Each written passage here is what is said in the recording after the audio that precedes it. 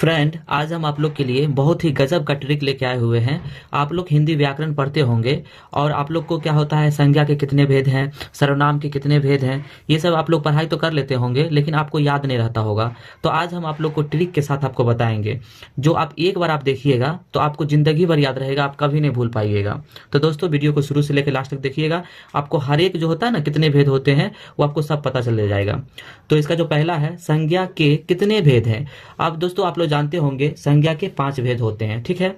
अब देखिए, ये जो संज्ञा लिखा हुआ है, संज्ञा ऐसे लिखा हुआ है ना। अब देखिए यहां पर देखिए, ठीक है, यहां पर ये जो ज्ञा जो है, ज्ञा, ये लग रहा है ना 5 के टाइप का है, ये लग रहा है इस टाइप का है, ठीक है। तो जैसे ही आप देखिएगा ये वाला, तो आप याद रखिएगा कि संज्ञा के 5 प्रकार होते हैं।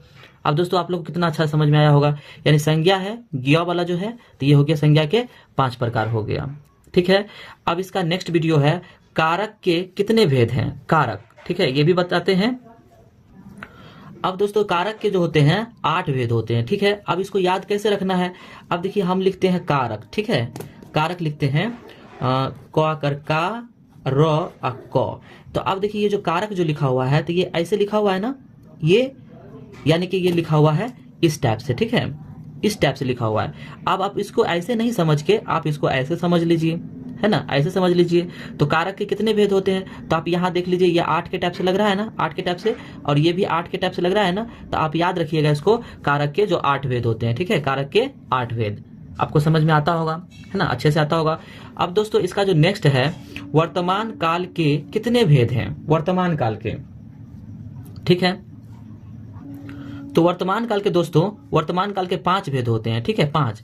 अब आप कैसे याद रखिएगा, ठीक है। तो इसको देखिए दोस्तों, वर्तमान लिखते हैं वो, है ना, तो ऊपर रेफ, मा कर्मा अन्नो, ठीक है। अब ये हो गया वर्तमान, ठीक है। अब देखिए ये वो है, इसको आप मान लीजिए, इसको वो को आप 1 मान लीजिए, ठीक है, 1, ठीक है। और ये जो तो है, इसको मान लीजिए 2। ये मुआकर माँ है, इसको मान लीजिए आप 3। और ये 9 है, इसको मान लीजिए आप 4। तो ये हो गया 4। और ये ऊपर जो रेफ है, रेफ, इसको आप मान लीजिए 5। तो आप क्या कीजिएगा, जब ही देखिएगा आप वर्तमान काल का, तो आप ध्यान में रख लीजिएगा कि वर्तमान काल के 5 होते हैं। ऐसे तोड़ लीजिएगा और तोड़ के आपको समझ में आ जाएगा 1 2 3 4 5, यानी वर्तमान काल के 5 भेद होते हैं। आपको अच्छा समझ में आया होगा। अब नेक्स्ट है, उत्पत्ति के आधार पर शब्द के कितने भेद हैं। अब दोस्तों, उत्पत्ति के जो आधार है उस पर शब्द के 5 होते हैं, 5 प्रकार होते हैं, ठीक है। अब इसको आप कैसे याद रखिएगा, शब्द के 5 प्रकार। तो इसको क्या कीजिएगा, आप उत्पत्ति लिखिएगा, ठीक है, उत्पत्ति। तो उत्पत्ति में उ लिख दिए, ठीक है, और तो उत, उसका प लिख दिए, और ती, ठीक है, उत्पत्ति, ठीक है। अब इसको काउंट करिए, उ हो गया ना, उ हो गया, तो इसको 1 मान लिए। तो हो गया, तो इसको 2 मान लिए, है ना। प है तो इसको, प को 3 मान लिए। और ये हर्षी है ना, ये वाला, तो इसको हम 4 मान लिए। और ये तो है तो इसको मान लिए 5।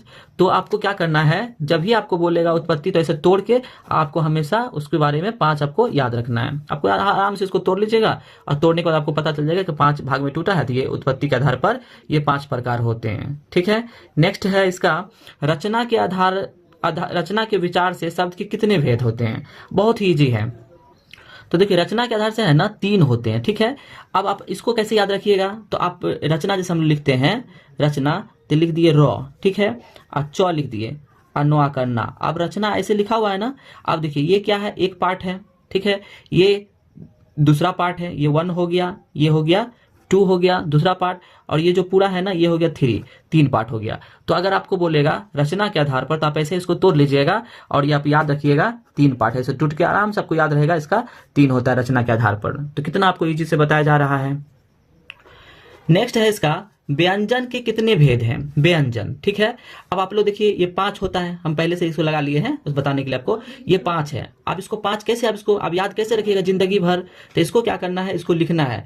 तो वो, उसके बाद यन सर यन, उसका जो, और उसके बाद हो गया 9। तो वो का हो गया 1 हो गया, यो इसका हो गया 2, है ना, जो का हो गया ये 3 हो गया, और 9 का हो गया 4 हो गया।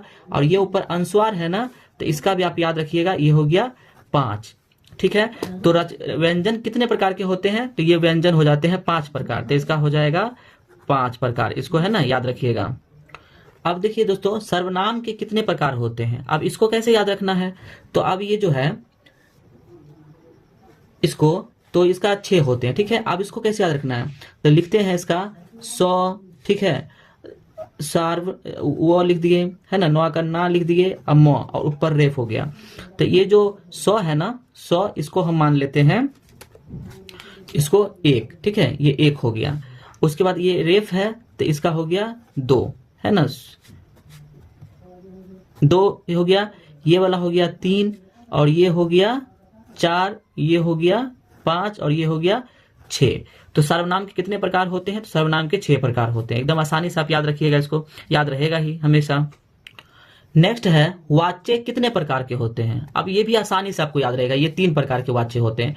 अब कैसे आपको याद रहेगा, तो अब वाच्य जो है, वाच्य ये जो लिखा हुआ है, अब इसको तोड़िए तो ये हो जाता है वा कर वा और च और यो। अब वा कर वा जो हो गया, ये हो गया 1 और ये जो च है ना, और यो है, तो ये हो गया, इसका 1 हो गया, ये वाला 2 हो गया और ये वाला 3 हो गया। तो आसानी से आपको याद होगा वाच्य 3 प्रकार के होते हैं। कितना आसानी से है। अब नेक्स्ट है अर्थ के अनुसार वाक्य के कितने भेद हैं, तो दोस्तों ये 8 भेद हैं। ठीक है, अब देखिए इसको कैसे याद रखिएगा, तो अर्थ लिखते हैं ना, अर्थ जैसे ओ लिखे और उसके बाद थ लिखे, ऊपर रेफ। ठीक है, अब थोड़ा सा दिमाग लगाइए, ये जो थ है ना, इसको ऐसे थोड़ा कर दीजिए। ठीक है, अब ये ऐसे हो गया तो क्या वो लग रहा है, या 8 है। तो जब ये आप देखिएगा अर्थ के अनुसार वाक्य के कितने भेद हैं, तो आप याद रखिएगा इसके है ना 8 भेद होते हैं। आप इसको याद रखिएगा आसानी से। थोड़ा सा आपको ध्यान में रखना है कि अर्थ लिखा हुआ है, इसको थोड़ा सा ये घुमा के आपको ऐसे कर देना है, तो इसका ये 8 हो गया। नेक्स्ट है अर्थ के अनुसार शब्द के कितने भेद हैं, है ना, शब्द के कितने भेद हैं। अब दोस्तों ये जो शब्द के है ना, याद आप रखिएगा, शब्द के 2 भेद होते हैं। ठीक है, 2, सी में इसका 2 लिखा हुआ है, ये हो जाएगा 3 मान लीजिए इसको। तो शब्द के 2 भेद होते हैं। तो अब ये जो अर्थ लिखा हुआ है ओ, ये थ लिखा हुआ है, तो आप देखिए ऊपर रेफ, तो ये 1 हो गया, है ना, और ये हो गया 2। तो आप ऐसे तोड़ के आप याद रखिएगा। थोड़ा सा आपको है ना क्या करना है, थोड़ा आपको ध्यान रखना है कि वाक्य अर्थ के अनुसार वाक्य के, तो वाक्य के 8 होते हैं और अर्थ के अनुसार शब्द के, तो शब्द के 2 होते हैं।